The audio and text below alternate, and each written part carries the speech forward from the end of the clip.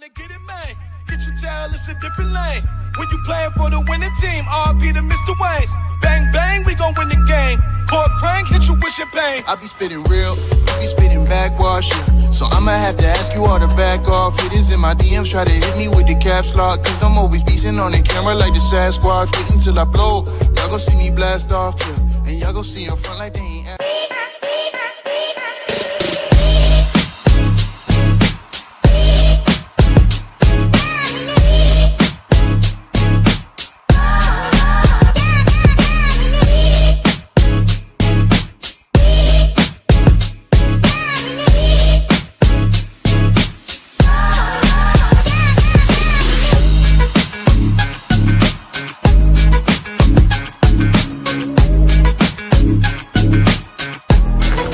We are diving deep into the world of custom automotive excellence with none other than Conway L Stevens, the driving force behind CS Autotech.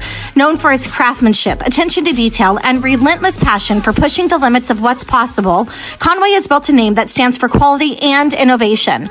Whether it's performance upgrades, custom builds, or precision repairs, CS Autotech has become a go-to destination for automotive enthusiasts who expect nothing but the best. Give it up, please, tonight for Conway Stevens.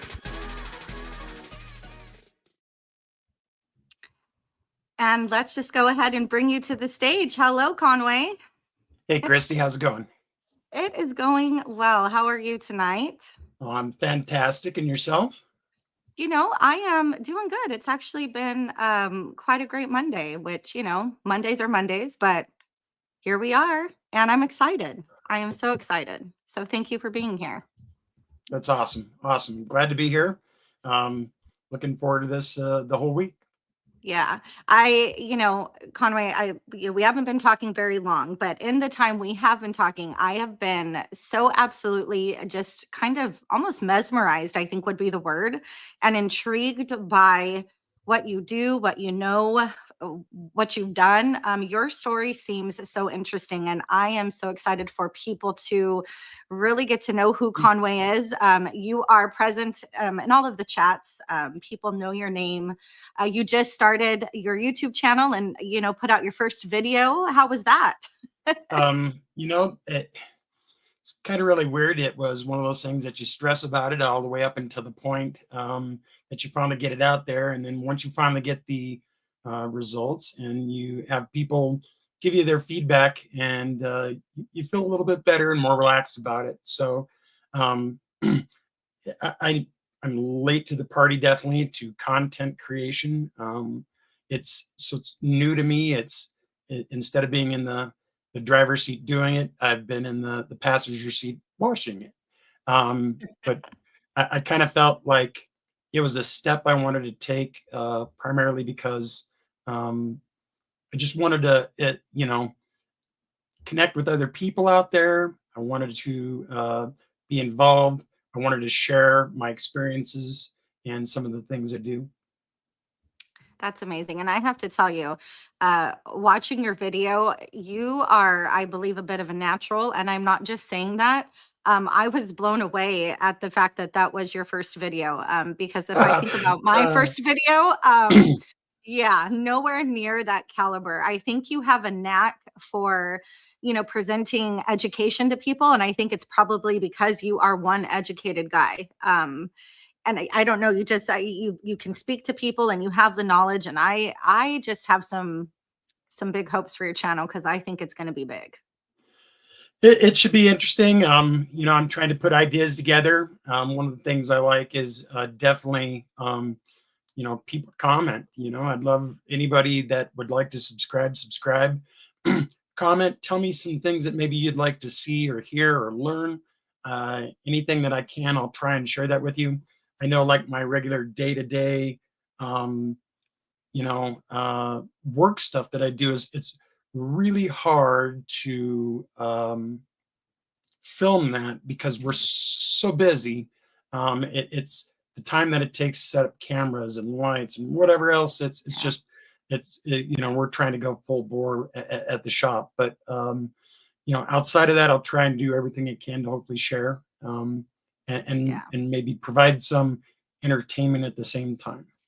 Yes, well, I can't wait to see what you're going to bring to us. So, chat, I have to let you know this is going to be one crazy giveaway episode. Conway has graciously, let me count here, Conway. I think it is 5 giveaways altogether. And they are pretty sweet. So please, you guys, I'm not going to make you wait till the end. We're going to have to start doing, giveaways from the beginning if we're going to get through with all of them. So let's get to talking, Conway. And let's just start from the beginning. So, give us a little bit of history. Who is Conway? Where do you hail from? So, I currently live in northern Colorado. I am a Colorado-born native. Okay. I did spend a little bit of time, about 4 or 5 years, living in Las Vegas, Nevada. I've been in the automotive industry for the last 41 years. The start of automotive stuff started really young. My dad owned a shop, so I worked for him when I was in my teens. Of course, I got my first car when I was in my teens as well. I've been a caraholic, a gearhead, as you'd put it, most all my life.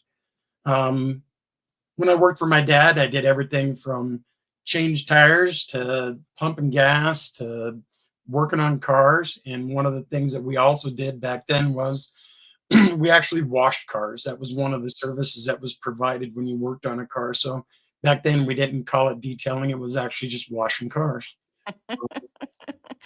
And that is where your passion, I'm guessing, just kind of took off from there.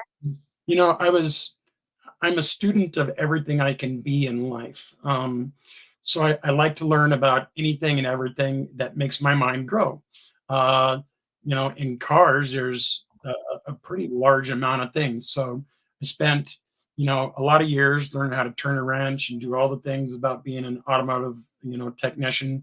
I got education and background in that stuff. I worked for both Toyota and GM.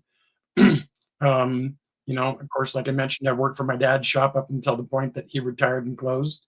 That's when I moved to further places into Las Vegas. But I also worked in the paint and auto body industry professionally for about 10 years, and I've carried that along with me currently as well.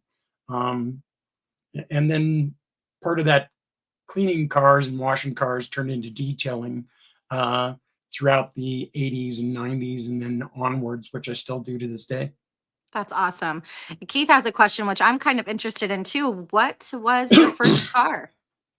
So my first car was a 1963 Impala SS. Had the 409 with dual 4 barrels and a 4-speed.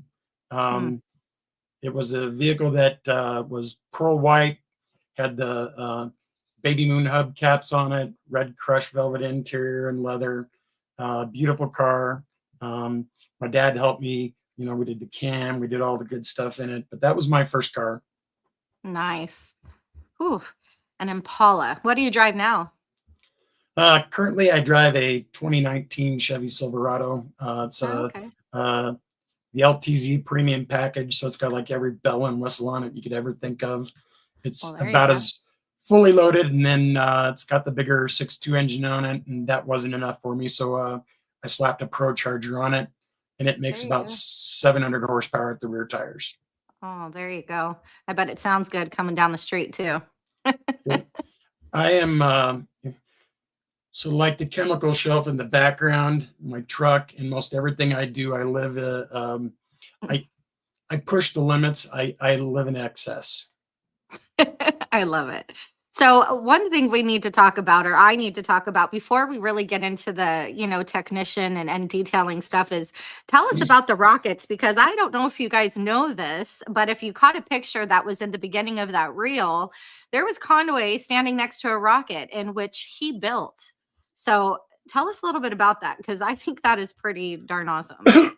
So another one of the passions I've had as a kid even was I did rocketry. Clear back in the early 70s. Rocketry is one of those things that I enjoyed as a kid doing, and it kind of grew. One day I walked into a hobby store and I saw much bigger rockets, and then I kind of became what we call a born-again rocketeer. And And then I got involved with a lot of the local clubs and the national organizations, which there are two of them. And it just kind of progressed.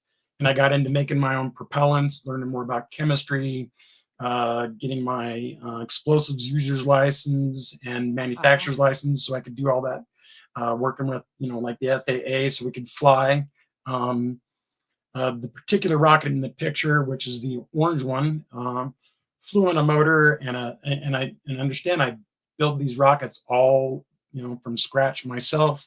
I use my they're made out of fiberglass tubes and cut fiberglass pieces or carbon fiber, various different products. They have onboard altimeters and computers and tracking systems. And then the propellant is stuff that I actually manufacture myself, and it's kind of similar to the propellant they use for the boosters of the space shuttle. But that particular rocket flew to really close to about 35,000 feet. Wow. And do you still do that? Is this still a recent thing, or is this kind of something you did back in the day? Are you still interested as much as you were? I still do it. Me and two of my really good friends that have been together doing this for a long time. We actually, in the next 3 years, we've got our own personal space shot attempt going. So it's they classify motors in letters, and each letter is 2 times higher power than the next. But it is a Q motor is what it is, which the motor is 8 inches in diameter. It's 12 feet tall, and that's just the motor to propel the rocket. And we should be able to get into what's classified as space with that. Wow. I love what Westcat said. Here I am with a FAA cert for my drone and Conway flying rockets. I love that. So Keith is asking, solid fuel? Yes, it is a solid fuel, just like the stuff they use in the solid boosters on the space shuttles. It's what's called ammonium perchlorate composite propellant, which so I know eventually somebody's going to ask. My truck has personalized plates, and on the plates it says "Got APCP," which means basically got rocket fuel. So that, which is ammonium perchlorate composite propellant. Oh my goodness. That's insane. I'll tell you what, Chingy just made a comment and I laughed at it because it's a kind of what I thought too. So he said, Conway looks like if Keeve used the same juice doctor as Barry Bonds. You do kind of look like Keeve. Has anybody ever told you that? I don't know. Aside from Val Kilmer, because we all know you're Iceman over here, but that's right. That's funny. Yeah, Keeve would need some special apple pie to get there. Oh, we're throwing shots. Is Kevin? I mean, yeah, I thought he was in here earlier. Adamo says you have to do a live launch. Would you be willing to ever do something like that? Because that would be totally cool to watch. Absolutely. I do have another YouTube channel that is for rockets only stuff. I haven't posted anything there in quite a while. I probably have, I think maybe it's somewhere probably 2,000 subscribers on that channel, but it's where I put all my rocketry stuff, and it's just Conway L Stevens, or Conway Stevens Rocketry. That's and awesome. You can find some of my flights and some of my stuff there. That's awesome. We're going to have to subscribe to that channel too. And just because I heard a few people ask, yes, this is fresh. Chingy, I love me a tattoo. It was time. All right, let's get into some real talk here. Again, thank you everybody for being here tonight. I think I kind of passed the opportunity up to tell you thank you. You guys know I love you here, but let's get to talking. So Conway, you have experience in every realm, it seems like.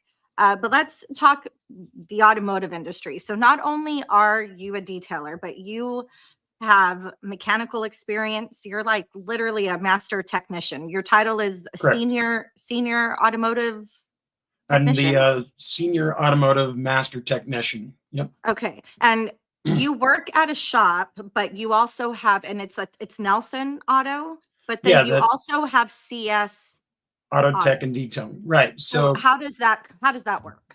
So the way that works is so the shop I work for is Nelson's Auto Tech Center. They've been in business for right at 78 years. They are one of the oldest shops in Colorado. They do a lot of really cool stuff. A friend of mine actually owns it, and about 10 years ago, he asked me if I would please come and work for him. So I did, and I've been there since because we do a lot of really cool stuff. And what we did is I kind of brought with me what I do with the body, the detailing, the paint, all of that stuff like that. They already worked on some classic cars. We wanted to take it up, to, level 11 on the volume knob, and the detail portion of it is, mostly what I do. Same with the paint portion of it. So that's the CS Auto Tech detail, is that portion of it. The other thing too is I wanted the CS Auto Tech and detail to be my persona with my channel. So it gives me the ability to, hey, CS, I'm Conway Stevens. I'm an auto tech and a detailer. This is my channel, and this is what I want to help show. Nice. Smart. That makes total sense. So getting into, let's talk. I had a question actually, because you have some mechanical experience, right? I have a question. So you are working on cars from all, facets of life, right? You have classic cars, you have modern cars, and everything in between, I'm sure. So how different, this is really a question I've always kind of pondered, is how different are the mechanics of classic versus modern day cars? And what kind of shift have you really seen in being able to work on them? Especially I think about like the newer trained mechanics, because do people get trained in being able to work on a classic car? Is that something people just know how to do? Is it that different? It is. There's so much more technology in today's stuff. Everything is pretty much a rolling computer. And it's become even more so over the last probably 5 years. It's gotten more so. Even the wiring is turned into more fiber optics than standard wires. You're ending up with more actual data communication instead of voltage. Cars of yesterday had distributors and spark plug wires, and now we're all coil on plugs. We used to use carburetors, which it's amazing how a few people, you show them what one is, they're like, what is that? So yeah, I get younger techs in, and you tell them, I need you to work on that and fix that, and they're like, don't know what that is. Yeah, that's what I would imagine. The oldest things that I've worked on is a 1905 Oldsmobile. And when you start going back to those cars, you're talking about, using leathers for seals and bearings and stuff of that nature like that. You're not talking about like today's, high tolerance engines. It's a whole lot different. It's night and day difference, even though the concept of the internal combustion engine has stayed the same with its design overall, even the internals of it. Because we're talking, now you're talking 4 cams, overhead valve, various different, displacement stuff, variable valve timing, all sorts of crazy stuff that is, that wasn't there before. We used to do everything off of a single camshaft. Now they're doing most things off of multiple camshafts. Yeah. I'm going to pretend like I understood 75% of that. I might have understood 50. It's a lot more. So it's a lot more complex. So it's kind of like this. We talk about a mechanic, and then we talk about a technician. So it used to be that working on old cars, you were a mechanic, and now today you're a technician. The difference is a mechanic didn't have a whole lot of things to have to diagnose, didn't have a whole lot of wiring. Most cars you go back into the 50s and 60s and 70s, most cars were lucky to have 20 wires. And some earlier than that maybe had 10 wires. Okay. Whereas today's cars have thousands of wires. If you were to take the wiring harness out of a vehicle of today's vehicles and stretch it out, it would be probably a couple miles long. Whereas you'd be lucky to make half a football field with yesterday's car. Everything in a car now today, so your window switch in a car today is a module, where back when it was just a switch. Okay. So the abilities that you need to work on and diagnose and troubleshoot and be able to repair today's cars means you need to be an electrician, an engineer, a heart surgeon, a plumber, all these various different things, because all of this technology is inside of those cars now. Yeah, that makes sense. We have some Chingy Sex says Sock preparing for questions about rim jobs. Is Sock in the chat? That's funny. We do have a question though. I'm going to try to get to your questions, you guys. If I don't get to them right away, I will get to them at some point. Corey is asking, are you using an Autel scan tool? So I've owned Autel scan tools. They're a decent scan tool. Unfortunately for me, what I wanted to use it for and what I needed it for, it just didn't do the job for me. So I have a few different various scan tools. Unfortunately, what it takes to do the job of an automotive technician is about what half of a house or quarter of a house costs.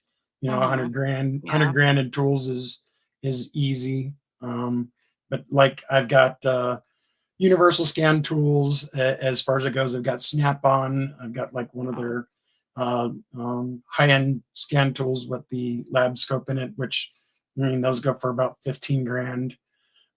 I've got Launch. I've got factory GM and Ford, and a lot of scan tool stuff I have now is all brand specific. Yeah, I remember the Snap-on trucks that used to drive around. Do they still have those Snap-on trucks? Is that still a thing? Weekly, the deliverer of financial pain shows up at my work.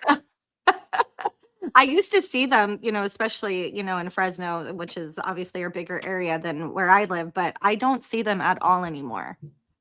So I'm guessing they're still around, just not here. One more question. Is there a manufacturer, to stay away from in the 2020s? Every manufacturer has their problems. Nobody makes a perfect car. They all have their issues. I don't care, what it is that you buy. Now, can I tell you I see certain brands more than I see others at my work? I sure could. There are just some that have specific problems, but none of them make a perfect vehicle. I wouldn't say, and would I say there are probably some brands to stay away from? Yeah. If you don't have the budget to buy a European car for the repairs that they need, because their parts are more expensive. Okay. If you're not doing your own repairs and you're dealing with a shop that specializes in Euro type repair, normally they're high dollar repair stuff. Yeah. Okay. I think a couple people said Kia and Hyundai. Would you agree? Kia and Hyundai are the same manufacturer of car. They Hyundai is Kia Hyundai. You're right. Yep, Okay. yep. I'm sorry. You're right. Hyundai is actually the parent company of Kia. Okay. I believe it or not, I don't see a whole lot of those in my work for repair work or failures. So there you go, guys. Now, spoken. Now I don't know if that's because if you take a vehicle that's more popular and you sell more of them, the chances of seeing that vehicle more is going to go up. Whereas if you see probably less of a purchase of that vehicle, then your chances of seeing that vehicle probably go down. Yeah. Okay. Devil's in the detail, and I'm going to put this up because I drive a Jeep Compass. What do you think of Jeep Compass? That's what I drive. Well, Jeeps are a Chrysler product. Depending on what year, I see a lot of people with Jeeps as far as it goes. I see Jeff here laughing, it looks like, but there's a reason why we have some acronyms for Jeep, which is like just expect electrical problems. Oh, great. Just empty every pocket. You know, that just saying that now, this last weekend, I had all of a sudden we were driving and my air conditioner just turned off and my screen froze. And so I'm guessing that's electrical. Now, when I shut the car off and turned it back on, it was fine. I What work does on a that lot of, mean? I mean, I work on a lot of Jeeps. Usually what happens there is there's some sort of reset on something like you're Okay. dealing with that. That's probably a software issue more than a hardware issue. Okay. Today, today's cars are rolling computers. Okay. Which is And, probably more and expensive to fix. oh yeah, I mean, sometimes a repair isn't even a part. It's software updates. Believe it or Yeah. not, just like for your computer or your phone or any of that, Mhm. it's software updates. Okay.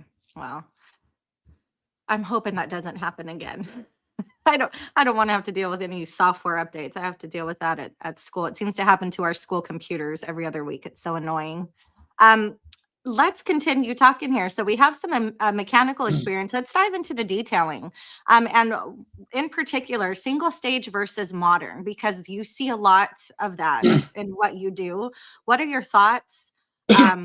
What do you prefer to work on? Is one better? Obviously, I think clear coat is that Uh, thinner, right? Yeah, Not as good. well, uh, uh, the modern base coat clear coat is always going to be superior to a single stage, type paint. In a single stage type paint, you have where the clear and the color are basically all as one.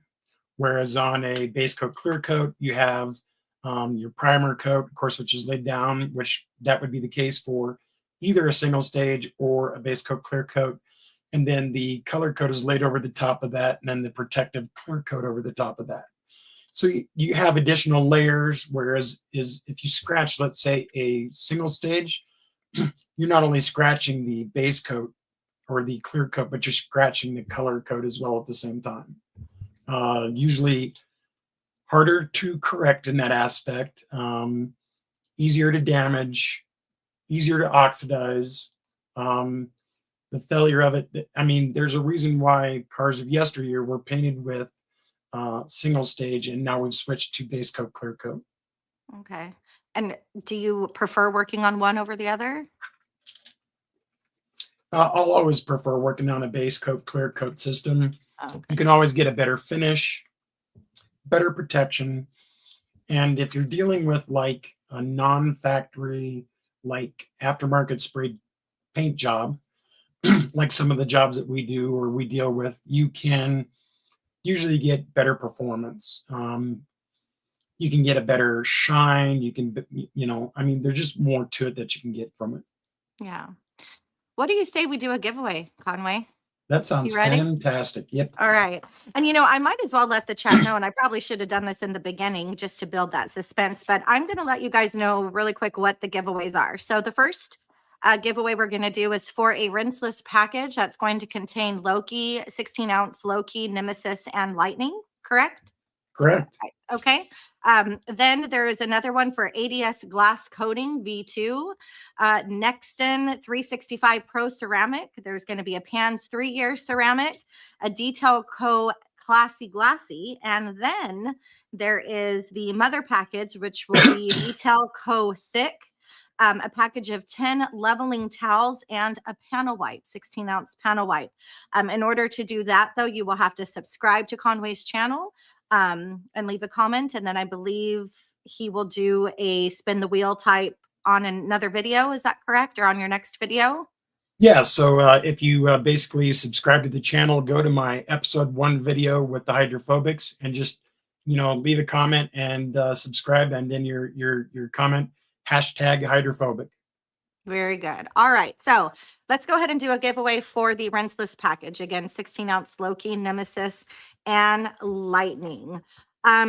What year was the Impala SS that was Conway's first car? What year? Conway, you'll have to look to the chat start to go fast. I believe I wrote down the right answer. Oh, let's see. Did Yep. Paul get it? Looks like Paul got her. Paul got it. You were absolutely right, Paul. That was a 1963 J Farm. You were almost there. So I'm going to go ahead and put up Conway's email. If you guys want to write it down, Paul, please write it down and contact Conway, and he will get you going on that package with your contact info. Thank you so much. And more to come. I'm going to have to do these a little, quicker. We still have quite a few. We've been on for 30 minutes and we're barely getting started. So how you feeling, Conway? Fantastic. Perfect. Me too. Me too. All right. Let's go with wet and dry sanding. You're a master of both. I've always had a question. I have lots of questions, actually. You're gonna learn this about me. I question things regularly. There's no such thing as a dumb question except the one that's not asked. There you go. I love that. You know what? I'm gonna tell that to my students. That's a good one. I'll have to make sure to write that down. Which is safer? I have always heard that dry sanding is dangerous for paint, yet I see a lot of people do it. So is it just based on technique? Is there a reason you would use one over the other? I'd love to learn. I'm terrified, I'll be honest with you, of sanding. What are your thoughts? So usually I like to use wet sanding when I'm doing like a panel that is not painted. I tend to do, body fix and stuff like that to help remove the material, because the water helps remove that material away quicker. 1, 2, also when you're doing like panel repair. So water is a great way to see if your panel has any waves in it, any dips, any imperfections. You can't hide anything from water, because as you run the water down it, you look down the panel, you'll be able to see any imperfection, any ripples, any movements. And that way it'll give you areas where you know that you either need to level that off by sanding, because maybe you have too much of the panel filler or like a glaze on that you got to get the panel more perfect, because even a brand new panel is normally not always perfect. So you do have to do things to make them happy. But wet sanding is great in being able to, on painted surface, to help clean and move the clear that you're removing from there, or the oxidation away from areas. It's for me, dry sanding is not any more dangerous. Okay. To me, dry sanding, I'm able to see. So like if I've got like a small scratch or a small imperfection, somebody ran their shopping cart into somebody's car and it left a little mar there on the corner or something, I can actually dry sand that spot really easy and see what I'm doing with that sanding mark to bring it down. And I can actually see. The problem with sometimes wet sanding is while you're wet sanding it, because the water flows across it, you can't see the change in that mar or that surface. Okay. That makes sense. Hand sanding is Corey and I actually had a conversation earlier, because he does a lot of sanding work as well, and it's one of those things that I find I can get lost in and just do for hours.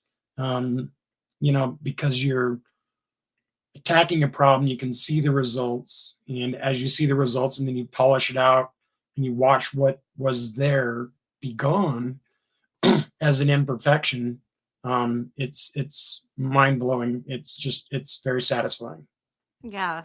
Paul has a question. Conway, so you don't deal with orange peel? Are you flattening the clear? On something that's like an everyday vehicle, no. Most orange peel is designed into a vehicle the way it is, and you should tend to leave that alone.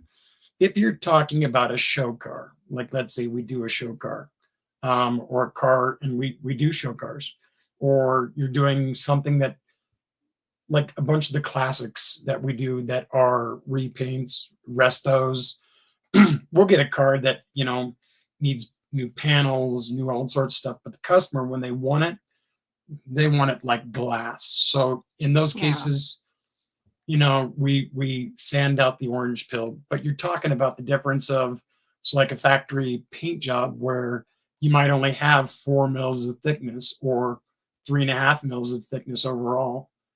And then an aftermarket paint job where we're dealing with 7.5 or 6 mils thickness of paint. Hmm. Okay. And you said, did I hear you right? You prefer hand sanding? You're not using a tool like a Mirka or? I enjoy hand. It's I can feel the panel. I mean, that, the only time I tend to use anything that's a machine is if I'm doing something where you got to use a lot of like panel glaze. Panel glaze is what you use to help correct the imperfections in a panel. If you've got a dip or a bow, we're not talking about making a cake with Bondo because we don't do that. That's not a quality repair. You want to have as much metal as possible, but in the process of having good metal, you're going to have maybe there's dimples or something in that metal. And so what you want to do is fill that in, and then I'll use a machine sander for something like that. But yet, for the most of the panels, I prefer to hand sand. I just feel a better connection with the vehicle. Somebody asked a question, and I meant to ask you this earlier. I think it was Adamo. Good question. Would you ever do a live or remote training course, sanding or polishing? Because I feel like that would be one worth taking. I'm excuse me. I'm actually working towards some stuff with that. Okay. So what I'll do is I'll be glad to set up a live and set up some test hoods, some panels, and some various stuff like that. So what I'll probably do is set those up here at home, whether it's in my backyard or something like that. And because shop drive is 30 minutes away, and normally on the weekends I'd rather just stay home. I'll do it at home. I get If that. people don't, if people definitely don't mind, and I'd be glad to do something like that. We'll purposely put some scratches. We'll purposely put some damage. One of the other things I'd like to do is teach touch up paint. I mean, you can touch up a paint and make it so it's from the 3-footer or the 5-footer that where you can't see it so well, but you get up close to it. I'll also teach you how to do the perfect one where you touch it up. You're going to sand it. You're going to correct it. You basically make it invisible. Yeah. I like Chingy's idea. I need a Thor sponsored training at CS this spot. Wouldn't that be something? Chingy, that sounds like a plan. I think it does. I think we're going to have to talk to Eddie. Is he still in here? No, but I definitely, and bringing up training have you done lots of training, or do you have certifications? Are you completely self-taught? Your dad taught you, or how are you so good at what you do? I have gone through classes. I have gone through schools. I've gone through ASC certifications, ICAR certifications, all that stuff like that over the years. Painting classes, body shop classes, OE manufacturer classes, aftermarket classes, all of that stuff. There's been a lot of investment into education.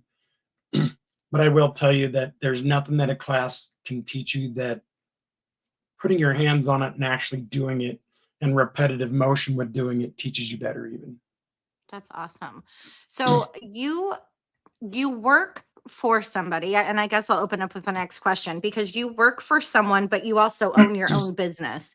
How does that tie in together? I mean, how do I think I'm still kind of confused on how you make that work. So you're working under somebody, but you have your own business. What is that? So it's actually just kind of like a partnership in that sense. Okay. So you are like business partners. Okay. Yeah. And we work together really well with that. So. Okay. I don't know why I was so confused by that, but thank you. So what is the hardest thing about balancing a technician's role with an owner's mindset? So you are still working hard as a technician, but you're also running a business. How does that balance? The technician's mindset can be a little different than an owner's mindset. Exactly my point. So, and I heard some discussions actually earlier on a podcast about that, and really what it takes is ownership, understanding that the number one tool they have is their employees, um, quality employees specifically, learning and understanding how to listen and work with them and evolve a relationship. You know, include them in the way the business works and make them involved in part of that. So that way they don't feel like they're just a number or a paycheck or a piece of equipment in your shop. So do you have a employees specifically for CS Auto, or is everybody employed under Nelson? Everybody's technically employed under the Nelson name. Okay. But do you have guys that you work with specifically? Absolutely, and then Okay. I'm in charge of all of that. So, like, as far as the back shop with all of that, I run the back shop with all of that. As far as making sure guys are doing the jobs right, making sure they're trained correctly, making sure that they have the right tools, making sure that they understand the job in front of them, making sure they're qualified to do the job in front of them. Okay. We have a question. I think Becca asked, and I'm going to ask it now because Jimbo also asked about rock chips. Now, Jimbo's saying, I really want to learn cosmetic repair, but I'm scared to start removing scuffs and such, rock chips, clear coat, and sanding. And then I think Becca asked, she was interested, if I can find the comment, I thought I pinned it, but she was interested in your take on how to repair a rock chip. Yeah.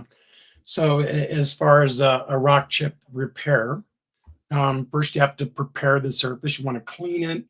Then you want to get in there and deburr it and sand it out. So that way you get rid of any of the edges and stuff that are part of that. Make sure there's no contaminants in it. And then from there, you want to get a paint that's matched to it, that's correctly matched to it. And then you want to use specific tools that are great for dabbing and leaving that into there. And there's a couple different methods that can be used. You can use the dip method, which leaves still a little bit of a cup to it. And that way and once you're at that point, you can leave it alone. And from a distance, as you approach it, you'll not see it really well.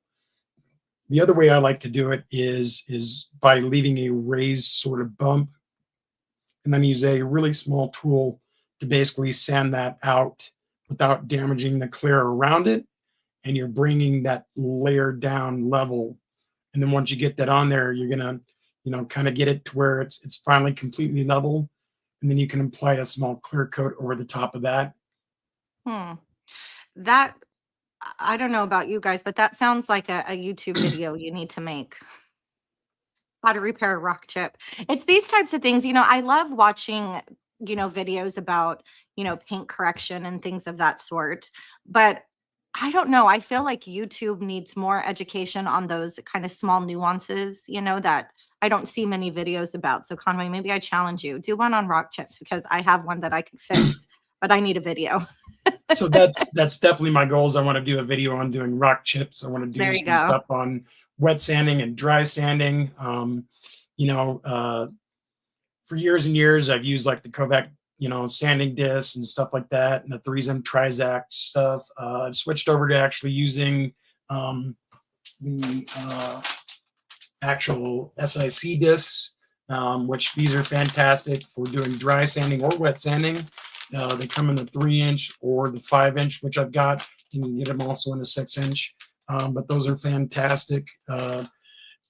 Those I like with the dry sanding because you can literally wipe it off and keep going and not have it clog. So Yes. they're really long work time. And with the dry sand, if you use the right tools, and that's something else I want to show, the right tools to use for doing those kinds of jobs. That's awesome.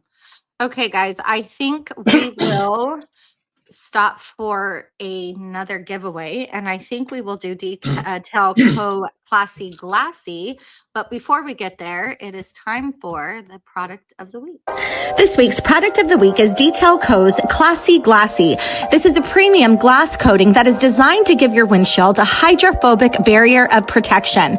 It makes glass cleaning an easy job, and it makes driving in the rain a much safer experience. It's extremely user-friendly, 1 to 2 years durability. If you have not tried this yet, get it today at thehouseofrags.com. KRIS 10 will save you some change. All right. So speaking of Classy Glassy, let's do a giveaway. For Classy Glassy, you guys, I need you to answer, what does Conway's license plate say? He talked about what his license plate had on it, the letters on his license plate. Let's see if you guys were listening. Ooh, some of the, oh, Yep. do I see it? Do I see it? Was it Dark Dragon? I think is first. Nope, that's not right. Hold on. I think Briley got it. Yep. The first one is B. Riley. Yep, B. Riley. So Dark Dragon, you were so close. So close. Briley or Briley, B. Riley. B. Riley, I'm guessing. Congratulations. Once again, if you will email Conway L Stevens at gmail.com, and he can set you up with that giveaway for Classy Glassy. Congratulations, guys. Awesome. Next question, Conway. Oh, go ahead. There was definitely absolutely some comments I definitely wanted to look at as far as it goes. I know there were some questions. Yes. And I love interacting with the people in the chat, of course. Well, let's go. Let's start with Steve. He actually asked this question a while ago. He says, have you gotten into restoration work on a motorcycle or on motorcycles? I have done some Harley work in the past. Yes. Have you ever been into riding motorcycles? Has that ever been your thing? I used to ride, and it was one of those things where I've lost a few friends. It's just, for me, they're too scary anymore. It's people just don't happen to, you're out there. It can be a fairly dangerous thing to do. Yeah, no, I totally agree. My dad he'll be 71 this year, and he has a Harley, and I shouldn't say ever so often, every time he gets on, I kind of think more, not because he doesn't know how to ride anymore, but I don't know. The older you get, I think maybe the harder it is on your body. Don't know if his reflexes are as good anymore. Let's keep going. Tone says, Conway, since you're detailing and do body shop work, have you also gone into PDR, which you might have to explain. I'm not sure. What does that acronym stand for? That'd be paintless dent repair. And that is one area that I have not ventured in. That is a whole different world of stuff. Paintless dent repair guys are crazy anyways. It's they do some amazing work. I've got some really good friends that are PDR guys, and you talk about a whole bunch of different tools and various different skill set. It's a different thing. Okay. Yeah. Improved Garage says PDR guys are artists. Very much so. Yeah. Difficult is asking, what is the best way to clean a rinseless wash sponge that has been used with the rinseless wash that is heavy in polymers? I find the best thing to use on something like that is like an APC or, actually, or a really heavy surfactant, rinseless. You can clean it with that. Those work really well at cleaning those types of materials. The surfactants will help break all that down and bring it out. Very cool. Now, Conway, tell us about, you worked on a car that sold for a quarter of a million? Three-quarters of $1 million. $750,000. Talk to us about that ride. What was that like? So the customer's budget originally on the car was $550,000 that he would spend on it. To give you an idea, he refinanced his house to take out money on it and be able to do this whole deal. And he basically took a gamble that he could sell the car for way more when he was all done. Once we were done with the car, he actually took it on the road to a bunch of different car shows. took first in a lot of those car shows, and then took the car to Barrett Jackson, where he sold it for $750,000. Wow. It was a 66 Chevy 2 Nova,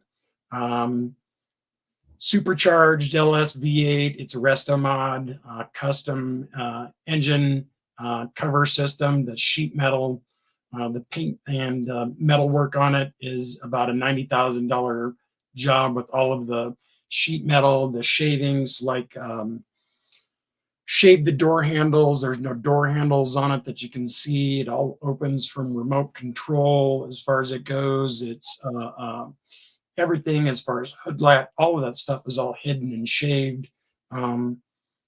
It's really, really custom, and there's some people that have probably seen pictures of it, and it is, as Cheney says, it is real sexy. It's gorgeous. Wow. Did you say $90,000 paint job? Yeah, with all the body and paint together, with all the shaving everything, and the panel work, and the prep work, and the type of paint, and all the chrome work, and all of that stuff went into it. For the appearance was 90 grand. Wow. That is insane. I can't even fathom fathom that. But and taking a loan out, on your house, that's some big faith right there. But I guess it worked out, didn't it? Yeah, he ended up making 200 grand. Yeah, that's wow. That's really cool though, honestly. So talking about body shop, I have a couple people in here who are asking about products, your top products. And that was one of my questions, body shop safe, which I'm sure you are thinking about when you are bringing products into the shop. What are your go-tos? Do you have, let's say your go-to products, or maybe your top 3, maybe some brands that you're, using a lot lately? What are your products that you constantly grab for? Well, I mean, there's a lot of products out there that are really great. And I know a lot of people like to think that the market is really flooded with a lot of products, but me personally, coming from, the late 70s, early 80s, the 90s, and we didn't have squat back then. And you were lucky to be able to rub 2 sticks together to clean a car. And today we're bombarded with a ton of stuff. So there's a lot of really cool stuff out there. And I appreciate actually all of the cool stuff out there. But as far as body shop safe products, you have to look at trying to have the body shop section of what you're doing separate from even the mechanical section. Mm-hmm. Spraying things like lubricants or silicone sprays or any of that, just mists in the air, can actually carry that into a paint environment, cause fish eyes and failures in a paint surface that you think is actually clean. Yeah. Products that I like, Detail Co products, we use a lot. They're some of my favorites. Fine Lab products, that's another one. We use some Koshkemi, PNS. Okay. PNS, do you use their 3, what is it? Their carpet cleaning system? Yep. We use that system. Works really well. We also use some of the other products that I Chelsea's recommended on her channel, the fire and some of that stuff like that. Awesome. What are you, a rinseless or soap guy? I'm a whatever it takes to work guy. I like that. I find myself actually having moved a lot more over to rinseless.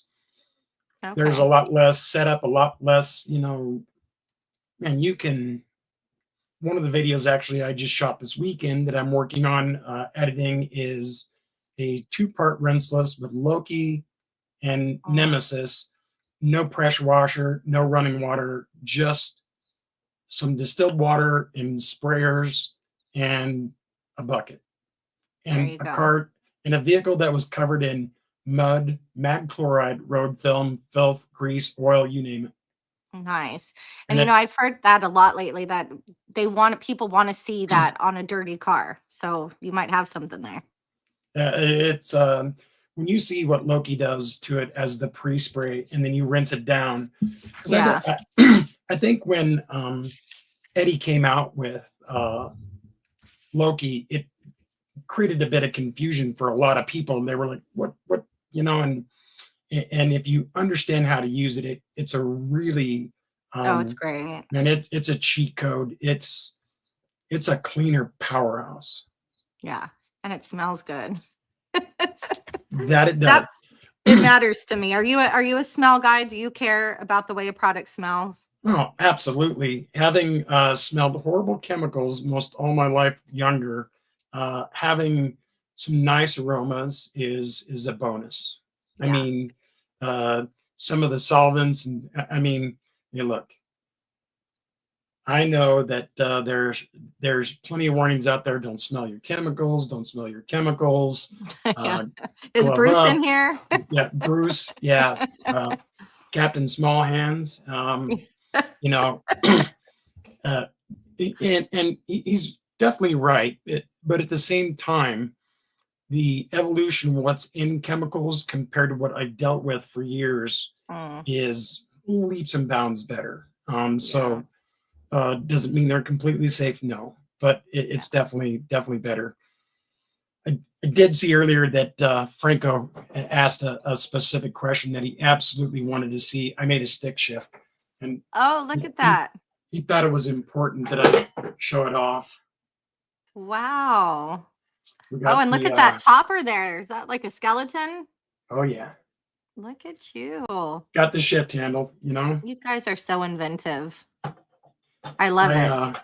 He was like, oh, you got to make your own, and then you got to show me when you're done. So There you go, Franco. Becca wants to know, what dilution are you using Loki at? So like when I'm using it for a pre-wash, I put it in a foaming sprayer at 10-1. Okay. And Perfect. so I know a lot of you have used like Clean by Pans, is neutral, just pH soap.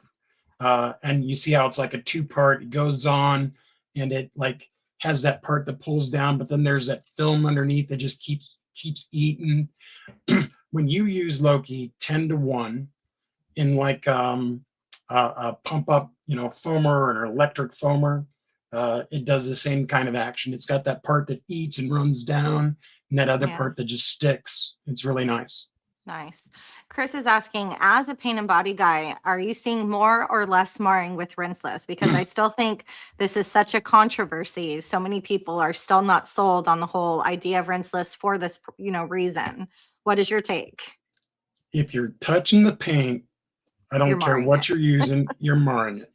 Yeah. Doesn't matter if it's soap, doesn't matter if it's rinseless, it doesn't matter if God's helping you. It's you're still putting some sort of impact. Now, how small that impact is a big difference. And some of the protective layers we put on top, whether it's a sealant or something, it's not going to help with huge amounts of scratches. Coatings don't protect against scratching. Can they help with marring? Sure. Slickness, and this is where slickness comes in. Slickness makes it harder for an edge to create an impact point. Because if the surface is slick, it's going to want to slide and gloss across it a lot easier. So it's not going to want to bite as easy. So even, and do I agree with every person on the internet with everything they say? No.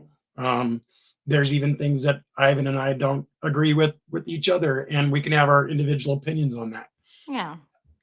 I don't believe that using a microfiber is any more detrimental than using a sponge. If you have a product that has cleaning power with your microfiber and you're using the microfiber right, like a double flip.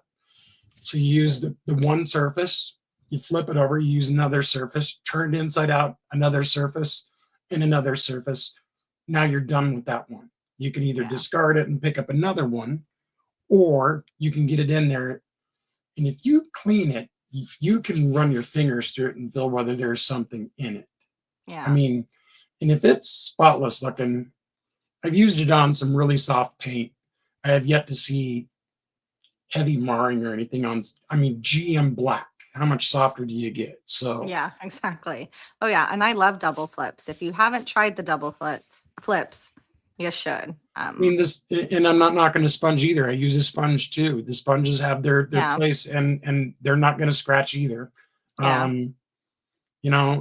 There's so many different ways you can do things, and unfortunately, I think it's impossible until there are standardized, rules in place that you can say this is wrong, this is right, this is wrong, this is right.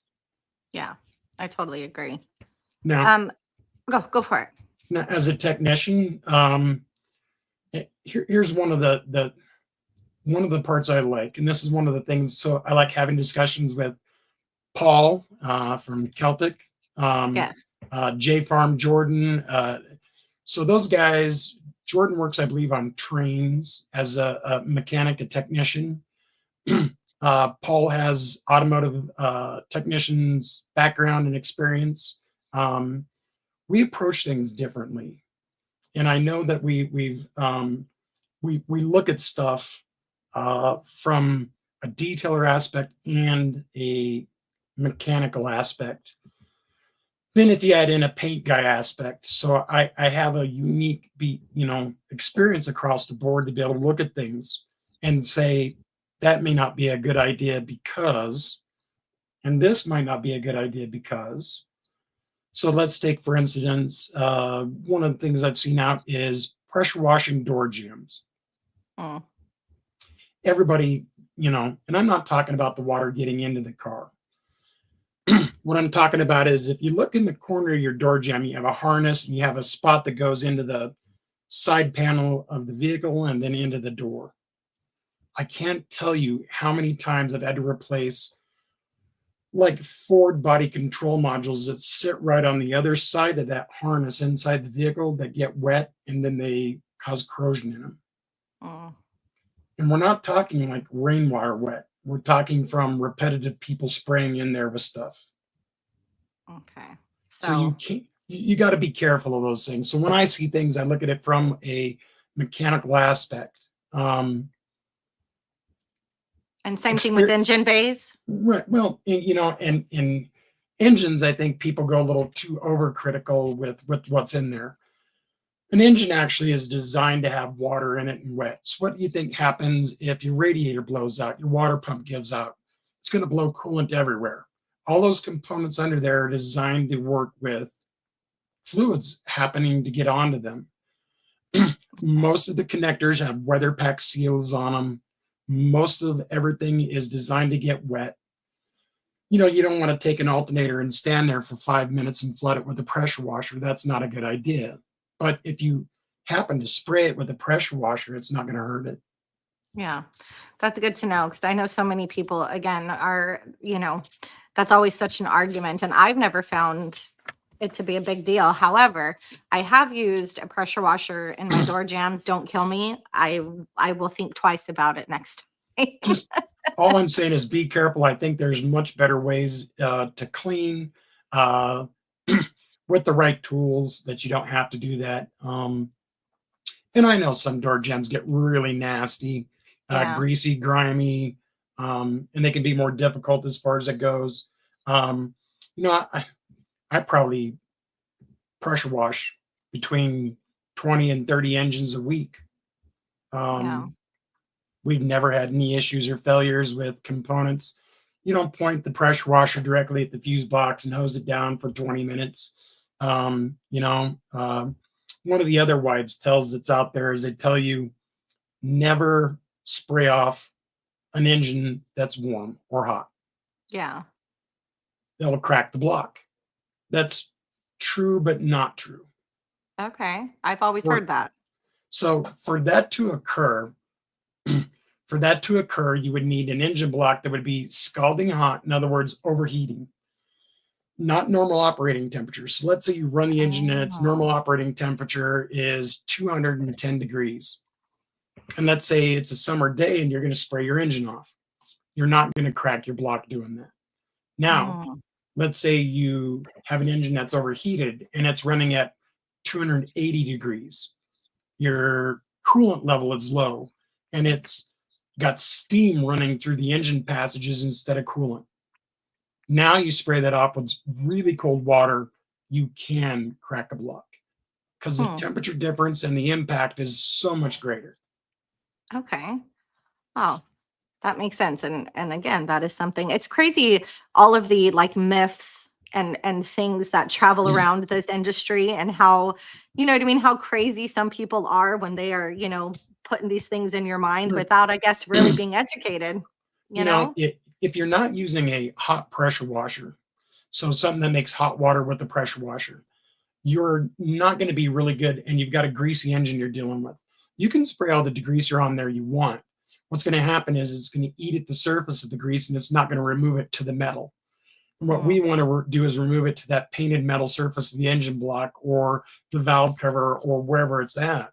So spraying that degreaser on, letting it eat, and having the engine warm, believe it or not, with a cold water pressure washer helps soften up that greasy compound that's on the engine. okay. Man, I'm learning a lot tonight. I love this. This is amazing. Let's do another giveaway on that note. Let's do a giveaway for Pan's 3-year ceramic coating. Hope you guys are ready. And I hope I wrote down all of these notes I've been taking correctly. So Conway talks about I believe it was the oldest car that you've ever worked on. You gave a year of that car. What was the year of the oldest car? I think it was an Oldsmobile, you said. Oh, Jeff got it already. Is it Jeff or, oh, yep. Improved garage. 1905 Oldsmobile. You are not wrong, Jeff. You are correct. Congratulations on Pan's 3-year ceramic coating. Oh, Quick, improved funny. garage. He said, give it to Tone. Well, that's nice of you, Jeff. Just a quick, worthless information tidbit. First car manufacturer ever in the world was actually Mercedes-Benz, and they were made in the mid 1800s. It was named after his daughter, Mercedes. The first American car manufacturer was actually Oldsmobile in the late 1800s at about 1895. So it wasn't Ford? No, Ford was the first to actually create the automated, or the assembly line. And that's what Ford is famous for, is the assembly line of how they changed how the production of a car was made. Going down an assembly line and putting a part of a car together here and here and here and here. Okay. And that was the Model T Ford, I It was, believe. it goes back to the Model T, the Model A's. Yep. Interesting. So the mid 1800s Mercedes. I'm going to have to look that up because I want to know what that even looks like. And is it anything similar to what it looks like today? I'm guessing not. Not So even close. not even close. So was Mercedes, was it always meant to be, I wonder, a higher end vehicle, that luxury car? It really wasn't. I mean, even if you take a look at some of the supercars that are out there, like Lamborghini technically got their start before they ever made cars. They were making tractors, and stuff like that. So Wow, I didn't know there's, that. yeah, there's a lot of companies that are, the European based manufacturers that long before they made cars, they were into, equipment and machinery type stuff. Wow. Lamborghini made tractors first. You learn something new every day. That is pretty crazy. Okay, I have a lot of questions that I've started. If you have seen more and I haven't caught them, Conway, let me know. But there are a few that I definitely want to get to. We are already a little over an hour. That hour went by quick. But if you're okay, we will keep going so we can get these questions answered. And then we still have 2 giveaways, guys. So I hope you guys are still on board. So Chingy Blingy wants to know, what has been your most favorite vehicle project over the years? Is there one that has like a special place in terms of memories? That's tough. And while I'm a gearhead and a car guy, some cars end up just becoming another car, another project, another Mhm. piece of work, and each one has got their own place and stuff like that. I mean, there's been, God, I mean, So when we talk about like project cars, over the years, I mean, I don't think there's enough fingers and toes in the chat to count them all. I mean, it's been a lot. So it's so hard to nail down. I mean, the recent one that sold for $750,000 is special, because that's like huge. You don't get those projects that often. You know, it's kind of crazy because you get some of these cars and you know, we do a lot of old vets. We do a lot of, you know, very cool stuff. So Westcat wants to know, then let's take it to this question. And I think I just deleted it on accident, Westcat, but I remember. What is your favorite car to work on? Like, do you have something that you enjoy working on more than others? As most people know me, they know me as I'm a GM guy. I also like Toyotas a lot. When it comes to the everyday cars, those are my favorites. You know, I work for both companies. I know how their process works.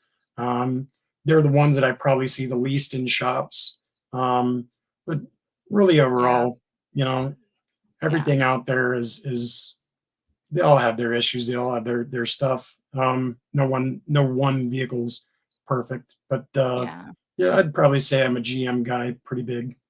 Even the classics. I'm a big GM guy, so I like some of the old Pontiacs, you know, and old Oldsmobiles. You know, in fact, I think back on it, Chingy, and I would probably say the 1970 GTO Judge. It's black in color. I posted some pictures and videos of it. That car was probably one of my favorites to work on. Okay. Are there any tools? This is an interesting question. Are there any tools or chemicals in the body shop world that would work well for detailing that we should know about? Maybe some hidden gems, some Easter eggs? You know, sanding blocks, any of that stuff like that will work really great. You know, we already use a lot of the same materials as far as it goes when you're talking about polishes, you're talking about, you know, polishers. It's not a huge stretch. So detailing really came from the combination of body shop and car washing. Okay. Combining that together. And that's kind of how detailing has evolved from this point. Making cars really clean and nice inside and out, but then you add in paint correction and protection and all of that stuff like that. So speaking of paint correction, how do you determine, Jimbo wants to know, to do a two-step or just one-step correction? When is two-step or more steps too aggressive? That's a good question. I often think that myself. How do you know what to do? Well, I guess this depends on the first qualifications. Is this for you? Is this for a customer? What quality is the paint in? How thick is the paint? What are the customer expectations if it's for a customer? What are your expectations if it's for you? How far are you willing to push it? And how good your insurance? Yeah, there you go. I think I had talked to you previously. You know, I am not a polishing guru at all. I am your absolute beginner, but it is something that I really enjoy. My problem is, I shouldn't call it a problem, but something that I think I get in my head over it is I just really need to be better at being able to assess paint. And I think that probably comes with experience, but knowing what pad to use and what, you know, compound, what polish, I think that's where I waste a lot of time trying to do that guesswork.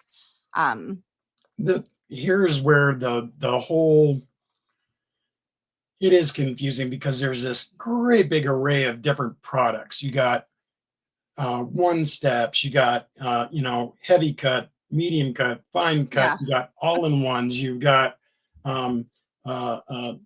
polish your soul off, you got polish your grandma's name out, you got, you know, you got wool pads, microfiber pads, you got wool and microfiber, you got multiple different pumps. There's all these different things, and it's such a bombardment on everything.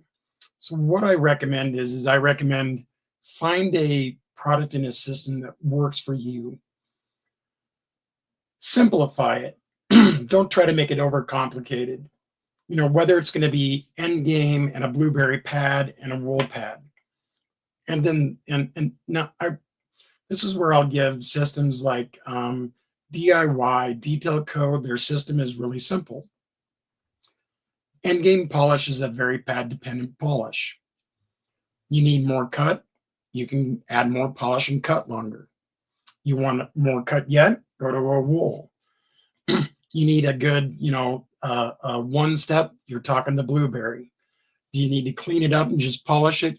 You're talking the polishing pad.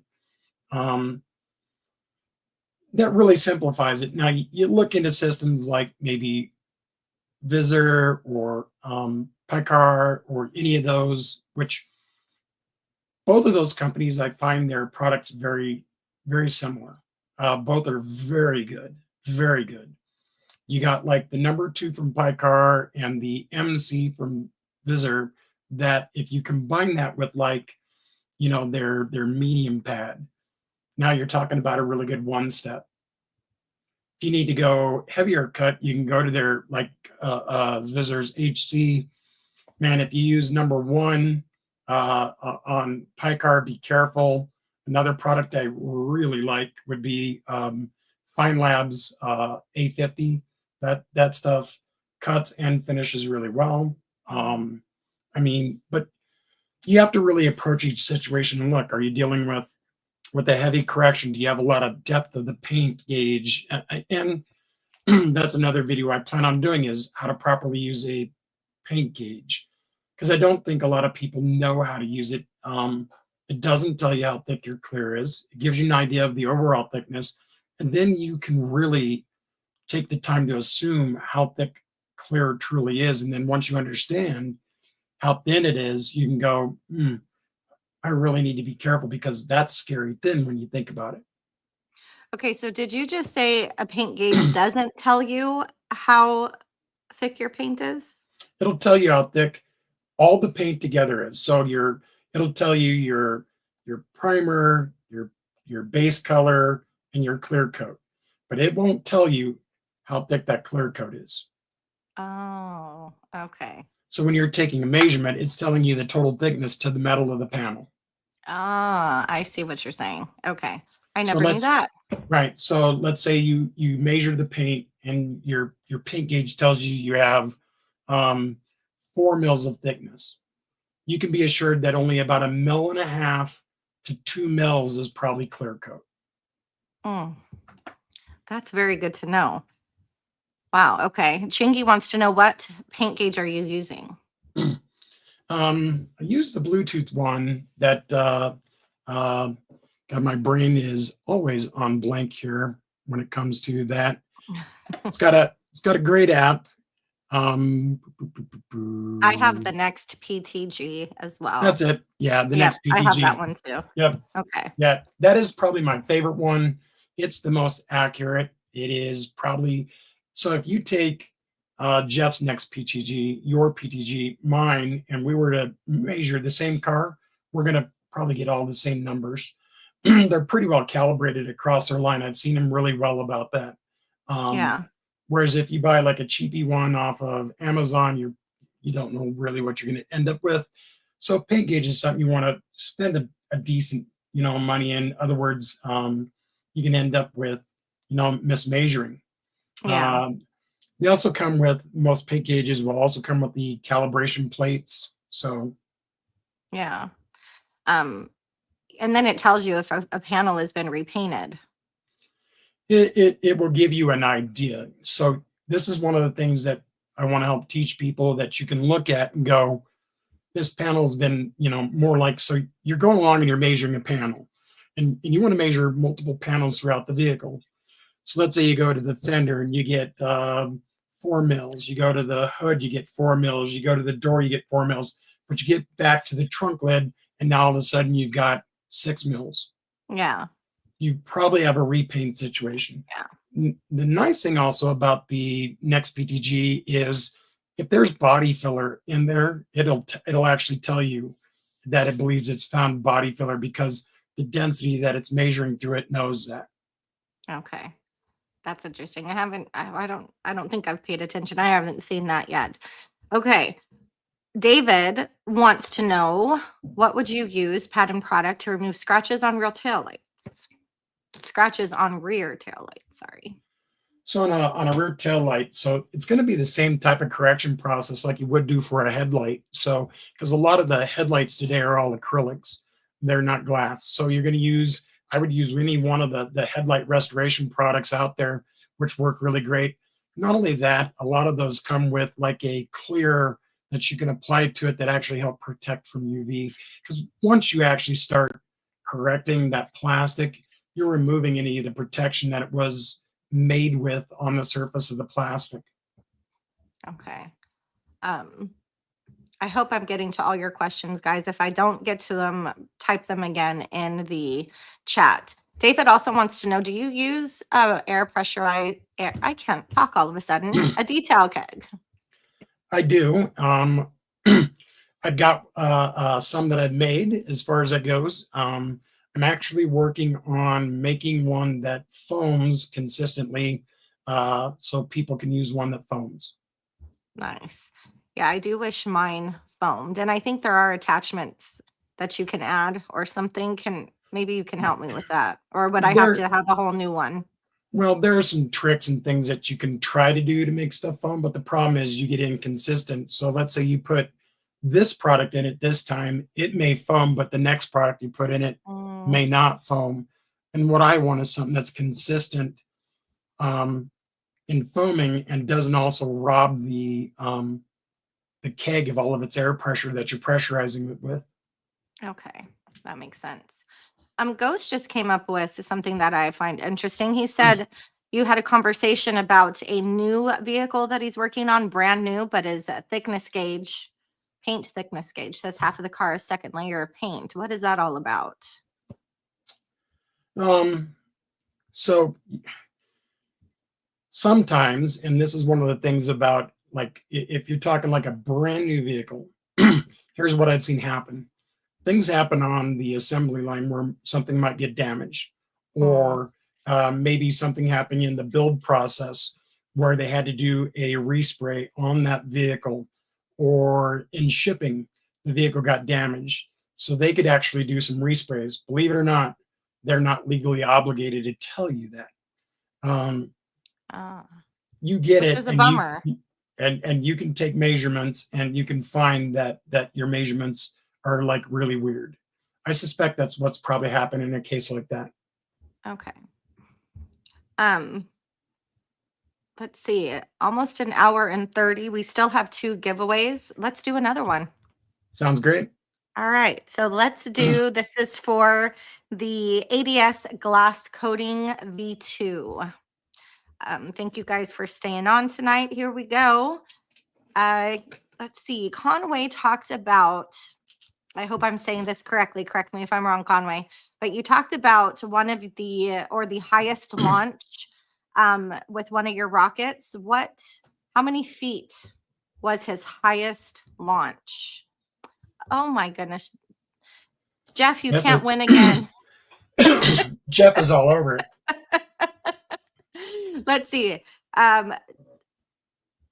Jeff, do you want us to choose somebody else? You were the first. I don't know if he's going to tell me. He said Corey got it. All right, so let's give it to Corey. Thank you, Jeff. 35,000 feet. You are absolutely correct. I will put up once again Stevens Conway's email. Please email him for 80 ask. Dude, do you hear me? 80 ask. I'm gonna be demonetized. What is wrong with me? Awesome. All of a sudden my words are just not coming out right. I'm not even drinking. This is coconut water. Like, what's going on here? Goodness gracious. I've never tried ADS's glass coating. Is that a good one? It is. It's a really good coating. You know, somebody did have a question earlier talking about your, and I think it was J Farm. We've kind of talked about, we haven't gone into your top 5, but, you know, in terms of coatings, what are your go-to coatings? What coatings do you find right now on the market are coatings that people should be purchasing? And does price really make a difference? Because, you know, with these coatings, I see price ranges all over the place. Um, and I don't know that there's such a difference between them in terms of performance. What is your thought on that? There's a few coatings out right now that I like a lot. So if we're talking about prosumer or consumer grade coatings that most anybody can buy, and that's what we're talking right now. I'm not a real big fan of the whole certification process for most companies because it seems like there's a lot of smoke and mirror stuff that goes on with warranties and various different things. So if I were to say that I was looking at coatings out there on the market right now, man, there's so many good ones. And Steve Pearson, correct me, remind me of the name of the coating from P&S that's out currently, because that's a really good one. Corey's right. Clean by Pan's 8-year coating is an animal. One of my top favorites is Odin, which is a Fen Labs product made with Thor. That's one of their collabs. That is probably my top favorite right now. The other ones that are out there is Detail Coat Thick. I'm telling you, for the money, you probably can't find much of a better coating. Some other really good ones. CarPro has some really good coatings that are in their product lines as well. ADS, I mean, you can almost just point at a brand most times anymore. But if I were to say, you know, in my top is Detail Coat Thick, Pan's 8-year, Odin. I mean, those are like my top 3. In fact, those are probably the 3 that I use the most of. Wow. Funny, I saw everybody talk about Inspiration Stout. Was there a giveaway I didn't know about? Because all of a sudden everybody's like, stout. Yeah, Like, Stout, what is this? yeah, Stout is the other one that is by P&S that's really good as well right now. Yes. What are your opinions? Slick is wanting to know on the Fine Lab self-healing coatings. And that is something next level to me, because I wasn't aware that technology was really a thing. So I guess it is. So Fine Labs has a lot of different technology out there. Again, got to remember, this is a company that really brought ceramic coatings to the automotive market. They do a lot of stuff that is industrial type coatings and have for a long time. Their industrial coating stuff, they actually spray it on.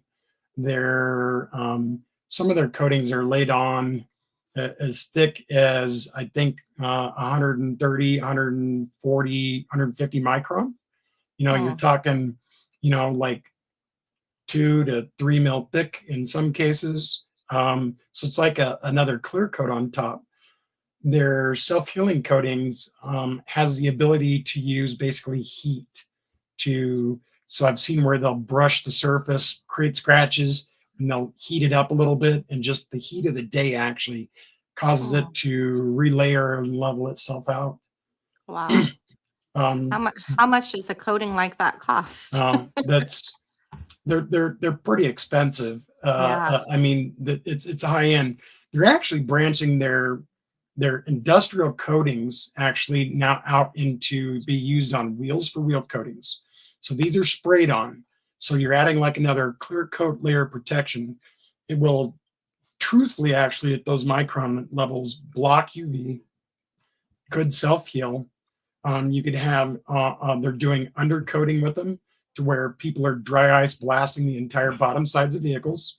And then they're doing a entire clear, you know, like industrial coating on the entire underside of the vehicle, exhaust everything. So it's high temperature capable. And it will protect the vehicle undercarriage for 5 years.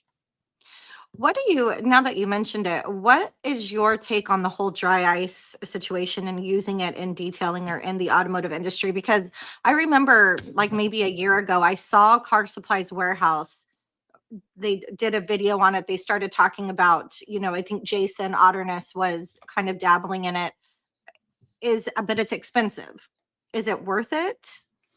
So if you're geared up and that's what you're going to try and do, then yeah, it's worth it. So dry ice blasting takes the place of what sand blasting would do, or media blasting. So Okay. with media blasting, you're using like either crushed up walnut shells or actually sand or glass beads under high air pressure. You're using it to strip like rust, corrosion, paint, lots of different things off of the surface. What problem with that is you have to vacuum all that up. You have to have a collection system. You have to be able to capture all that and keep it from going everywhere. And it can be a mess. With dry ice blasting, what you can do is you're using dry ice as the blast media to take all that stuff off. What do you have left after the dry ice? It melts. What does there do? Capture and clean up? Not a lot. Nothing. Okay. Makes sense. Saw a question earlier from Mr. Pearson. In fact, let's see if I can find it. Steve, if I can't find it, you asked me a question. There it is. He asked me, what's your preferred method for polishing? Do I cycle through pads on every panel? Yeah. I Blow up just started pads or- that. Yep. Yeah. What do you use? So it really depends on the product. Not every product or every pad likes to be a wet pad. So you take Zvizzer pads, they don't like you actually applying the product to the pad and then going to the panel. It tends to clog the pore, and then it creates a working problem to the surface right away. Whereas other pads are different in their design. You can do that with, and you can use a pad washer to do that. So some pads I can use a pad washer. Some pads I basically have a surplus of those pads and I switch. As that pad gets overly dirty, it's time to tear that one off, throw it in the bucket, and move on to a new pad. Okay, so you are not just a one pad can do a whole car. Oh no. 'Cause I hear that. I've got yeah. I'm a firm believer that that is a no-go for me. Okay. And even if you're cleaning it, even if you're Well, the problem is that even if you're cleaning it, you're still trying to expect one pad to do a whole bunch of work that, man, you're using it to actually remove parts of the clear. And during that process, you're going to put wear into the pad as well. So what do you think a pad is going to work better? A new pad that has been used for a certain amount of time on a panel, or a pad that's been worked around an entire vehicle? So let's say we're doing a great big F-350, 4-door, long box, big truck. So now you're getting to the very last panel. What do you think the quality of the pad is going to be, whether you've been cleaning it or not? What do you think its effectiveness and quality is going to be after running all of those panels from the first panel versus the last panel? Okay, not as good. Right. It's going to have heat. It's going to have, friction wear on it. It's just part of the game. So trying to do if you're just polishing, you can get away with something like that. If you're doing true correction, you're not. Okay. When do you know that it's time to toss a pad? When it quits working, when I start to see things get nasty, it's time to either clean it or it's time to swap it out. Okay. We had Tlindo, I don't know if I'm saying that right. Just about the rocket question, 35,000, was that pressure, altitude, or GPS? We use multiple different stuff to do that. There is a barosensor driven altimeter inside of it. So we get a reading off of that, but then we also have a 22 satellite lock GPS tracking on it. So that is with GPS. That's interesting. And then we have Chris M saying, what coating do you use on your rockets? I know you coat them. Have you?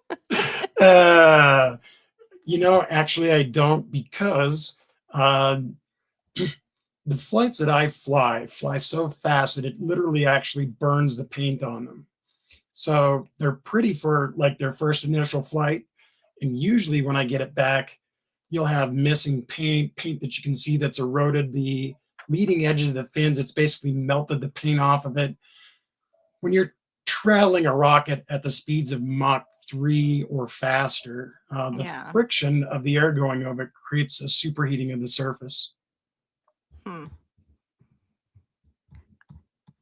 Gosh, when you're talking about rockets, I'm sorry, I sit here and I'm just baffled because it's just amazing to me.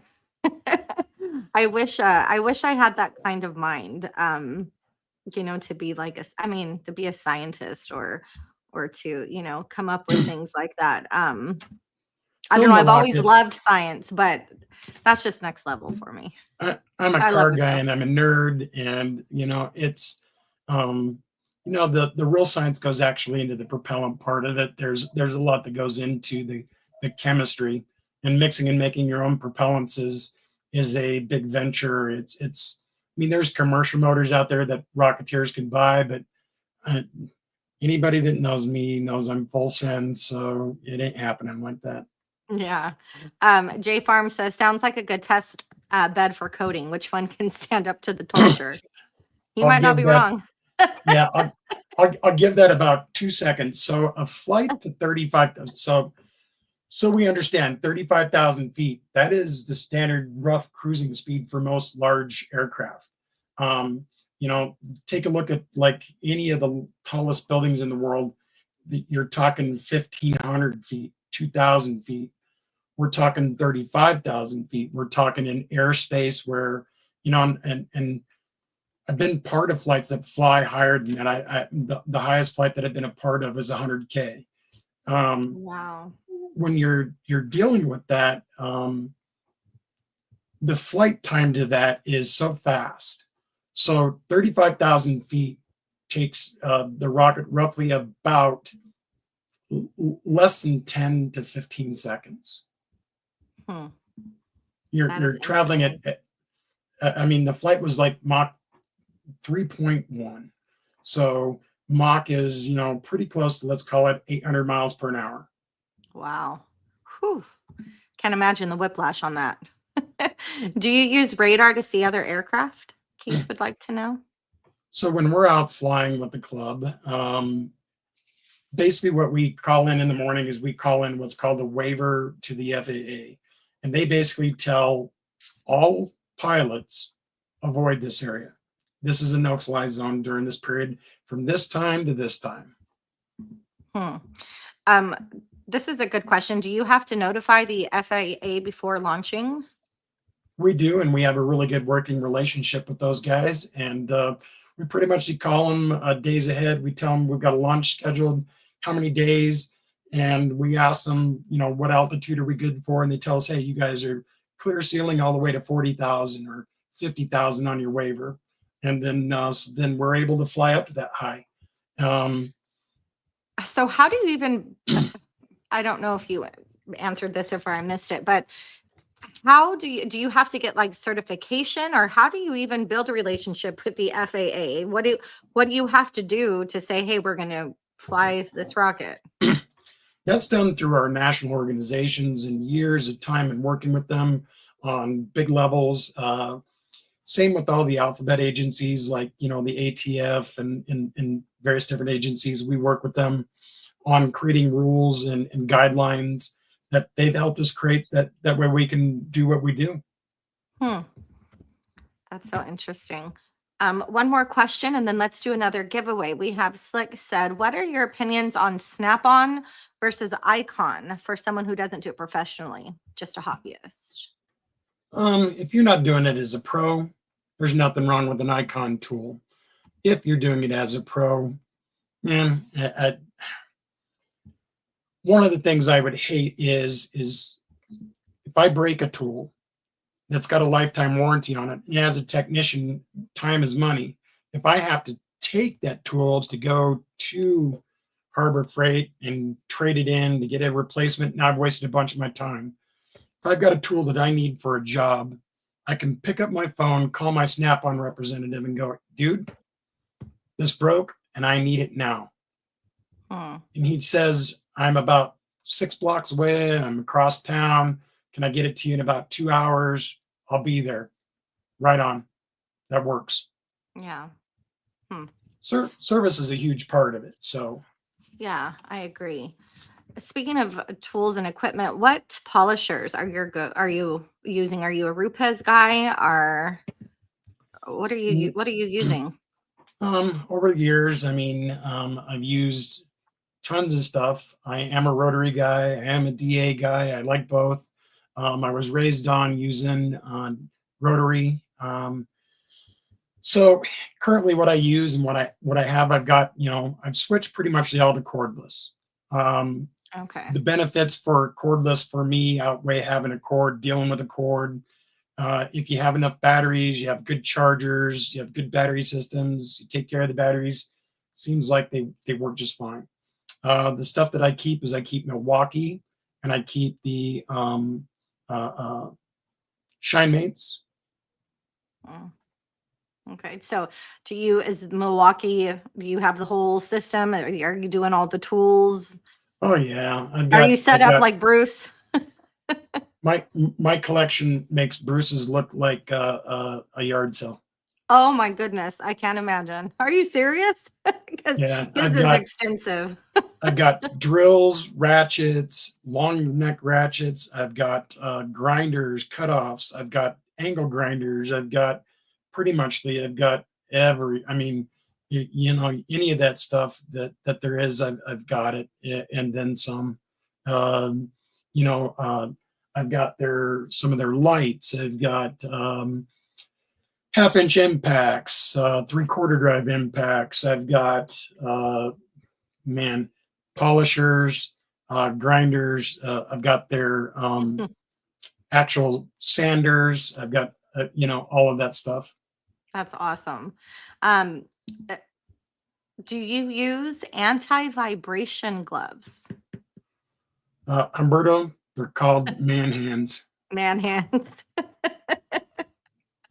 Oh my goodness. Let's see those hands. Conway, you got big hands like Jeff over here.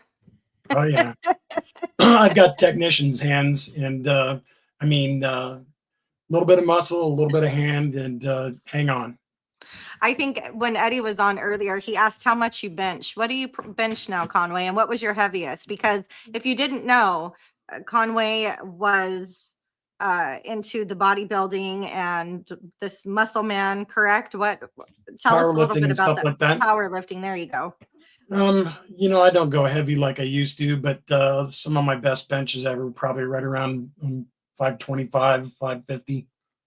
Dang, 550. Whew. And understand that's only weighing in at about 240 pounds. Wow. That is absolutely insane. What do you think you can bench now, or what can you bench now? I shouldn't say do you think. I could probably do reps of 10 with probably 300, as far as it goes. I'm still pretty strong. I just don't like to go heavy. It's tough on the shoulders. It's tough on the joints. A lot of that stuff like that. I mean, when I used to do powerlifting, used to, squat like 850, bench close to 550, Wow. Deadlift real close to almost 1,000. Dang. J Farm says I can bench 100. Good for you, J Farm. Jordan, if you ever want a really good task, just take a bear bar, no weights, and try and do it 100 times without stopping. Whew, man, I need to get into lifting weights. I need to get into the gym, period. But let's do another giveaway for the Nexen 365 Pro Ceramic Coating, which I also have not used. So what do we think about the Nexen? Is this a good one? Oh, yeah. Yep. The 365 is really great because it's like a year type coating, but the great thing about it is it'll go over 10 to 20 vehicles, depending on how you apply it. You don't have to apply it real thick. And when you're done applying it, you can put it in the freezer and keep it like for a really long time. So you can get a lot of uses out of it. Yeah. And it is spray, right? A spray. Yeah, it is a spray. Jeff says it's spray. Okay. Yep. So let's see, chat, for the Nexen 365 Pro Ceramic Coating, how many years has Conway been in the industry? How many years has Conway been in the industry? He gave a number, not 55, Jeff. Oh, wait a minute. Is it Tone? I showed Tone before. Tone Right? did, but I think Jeff gave his one to Him. Tone though, didn't he? Okay, yeah, he did. So should we give it to Westcat? Sounds like Westcat's the man. All right. I hope you're okay with that, Tone. Westcat, congratulations on the Nexen 365 Pro Ceramic Coating.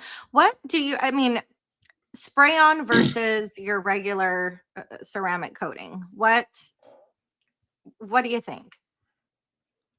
You know, When do you choose one or the other? Just on longevity, if you're only looking for, because there's also 1-year coating. So what makes a spray on? I think that's something that I kind of think about, what makes, is it just easier application? for me, I kind of find the spray on name a little bit of an oddball one because nobody is actually on a panel doing it. Right. You're spraying it onto an applicator. Exactly. And then you're applying it. So to me, I don't know what the difference between spray it on the applicator or, but I do understand that the solvents and the actual makeup in there, which is you're talking your polymer, your actual part of the coating that's inside of there is going to be different. So it's going to be less durable, but so it really depends on what you want to do. I think the ones like the 365 are really great. Phobic is fantastic. In fact, Phobic is a lot more durable than most people, I think, give it credit for. So it's a really great coating. I mean, man, even so many, there's just so many great products out there. It's hard to just point at one and go, ooh, ooh, ooh. Yeah, there definitely is. And I've said this before, and I think a lot of people say this, the industry is so saturated at this point because there are great brands, great products. And I think it really is just finding what you love and what works for you. My problem is I want to try everything. And I think you've said the same thing. I don't need it, but I want to try it, So. Oh yeah. That's, that's like, I think I showed you guys earlier when we were backstage. I'll make sure to pay attention to the shelf. Oh yeah, look at the shelves, guys. Ready for this? My products have mood lighting, so how's that for being like a bozo, right? I absolutely love it. I need my shelves to have. Oh wait, I don't have shelves. I love it. If Ivan was here now, he'd be having like a stroke or something. I'm pretty positive of it. Oh, it'd be like dial 911 for Ivan. Oh, I tell Ivan that all the time. In fact, he's in California and he's supposed to be stopping by, I believe, on Thursday, May 1st. Just, to say hello. I've been dying to meet him, but I am literally afraid. I'm terrified of what he is going to tell me because he is probably going to disown me. I keep telling him, you're literally going to walk in and walk right back out. Be like, I no longer need contact with this woman. Tone is asking me, am I still rocking the shoe pockets for Kim's? You know what? I actually took that down this weekend. Conway, I was using a literal like hanging shoe plastic pocket pouch. Oh yeah, yeah. No, I took it down because I added another, cupboard of shelves. My garage is such a work in progress. And yes, I better get organized. I know I'm trying. Garage audit for Kristi. I don't know that it's literally going to be an audit. He's going to be coming in the evening. It's really more of just a meet and greet because he is not far from me at all. But maybe he will do a garage audit. I'm not sure if it again, I'm terrified. I'm not sure I want everybody to see what a mess my garage is in. Conway, maybe he can come to you and do a garage audit. What do you think? Oh, yeah. Not unless we have paramedics on site. So guys, we are almost at 2 hours here. This has been absolutely amazing. I feel like I have learned so much. And Conway, I literally cannot wait to stay connected because all of these questions that roam through my mind, they're coming to you. So I hope you don't get sick of It's me because absolutely not. That's one of the things I enjoy is helping. It's one of the reasons, like I say, I started the channel is because I wanted to share. Um, and the other thing is kind of like Jeff talked about when he was on, personal connection with people that are out there that share all the stuff. I mean, I've mentioned and I've said it before. Everybody out there is a person. Everybody out there has feelings, heart, and what they're doing. Everybody goes through their struggles. They have their times. You never know what goes on in somebody's day or heart or what's yeah. with them.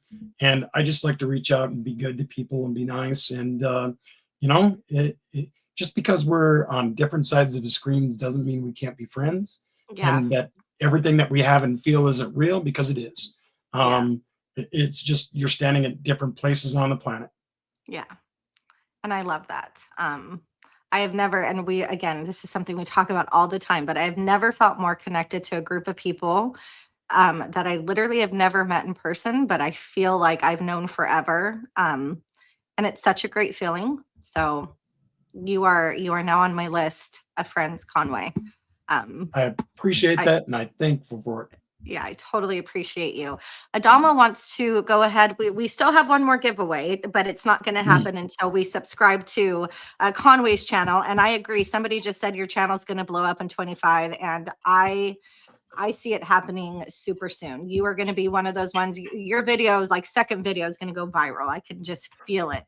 I don't know about that, but we'll see. Well, hey, you never know. You never know. You got the ticket. So Adama wants to give away a case of Stay Strong. Let me see if I can come up with a question. I think I can. Oh, okay. We'll see if this is too difficult. Conway spoke about his first car being a 1963 Impala SS, and he told us what color it was, as it was a specific color. What color was his 1963 Impala? It was specific. Jeff, Tone got it again. Let's see. Tone, you already won, brother. Who else? Corey already won. He got it next. Corey, right? Didn't Chingy. Corey win? Actually, I see Chingy above Dark Dragon. Should we give it to Chingy? Chingy sounds good.